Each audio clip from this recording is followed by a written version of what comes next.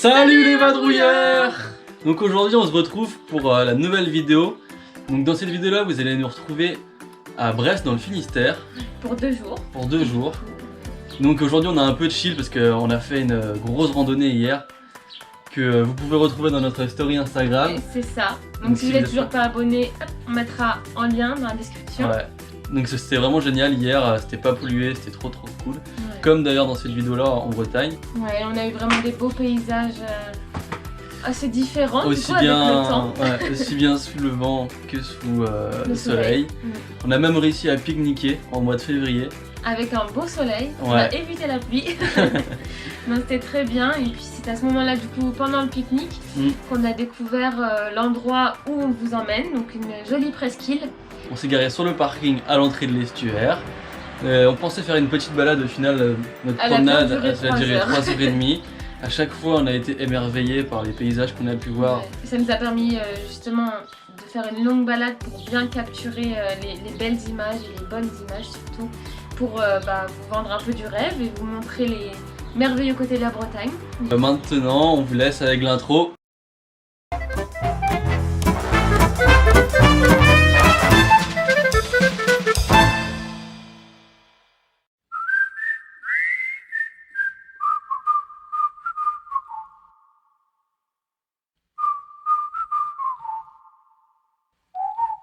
Alors on s'est garé sur le parking juste à gauche et c'est ici que notre randonnée commence sur les rives du Conquet jusqu'au phare de Carmorvan. On peut dire qu'on est parti à la conquête du phare de Carmorvan. Alors comme vous pouvez voir sur la vidéo, la petite cabane en forme de tipi, c'est un observatoire pour les oiseaux. Car à cet endroit, au niveau de l'estuaire, avant la presqu'île de Carmorvan, il y a un endroit qui est un paradis pour les oiseaux migrateurs. Vous pourrez profiter de très belles photos si jamais vous aimez faire des photos animalières.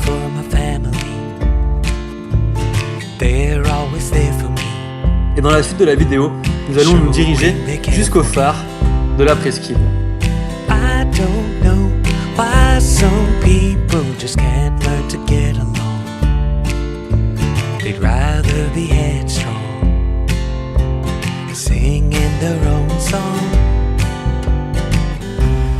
Juste après dans la vidéo, on décida d'aller à un endroit qu'on avait pu observer un peu plus loin. Et donc on sortait des sentiers battus, si je puis dire, pour nous égarer en fait dans un bunker de la Seconde Guerre mondiale qui a été désaffecté, bien sûr, comme vous pouvez voir en face. Il y a une entrée qui a été entièrement bloquée. Et c'est aussi le moment où il faut mettre un petit pouce bleu si vous aimez cette vidéo et que vous voulez qu'on fasse d'autres vidéos de ce genre. Ça nous ferait énormément plaisir. Merci. Cet endroit-ci, par contre, je pense qu'il y avait une mitrailleuse qui a servi. Et c'était en même temps un point de vue stratégique pour voir arriver les bateaux et pour surveiller le port du Conquet. Et là, vous pouvez voir un des nombreux bunkers qui peuplent la côte du Finistère et le phare de Carmorvan.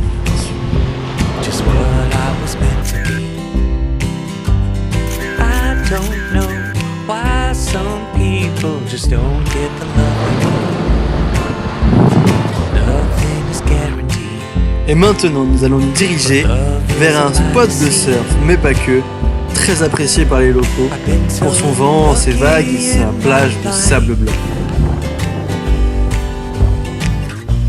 Donc on peut y pratiquer du surf bien sûr, du kitesurf avec le vent, du char à voile et tout un tas d'autres sports de glisse.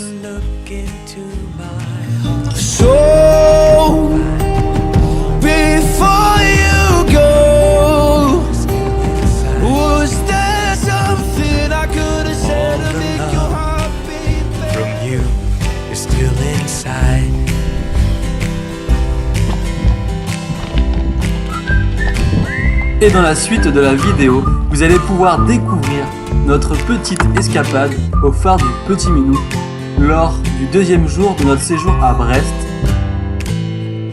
Une escapade balayée par les vents. Les images parlent d'elles-mêmes. Bonne vidéo.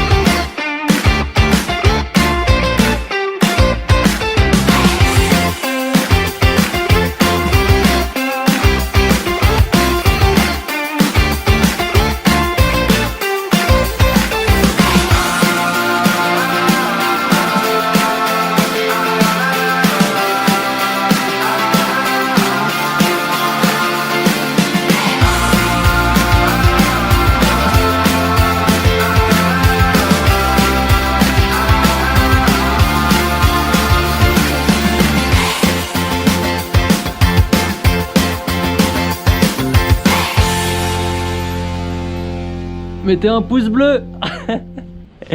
C'est un pouce bleu.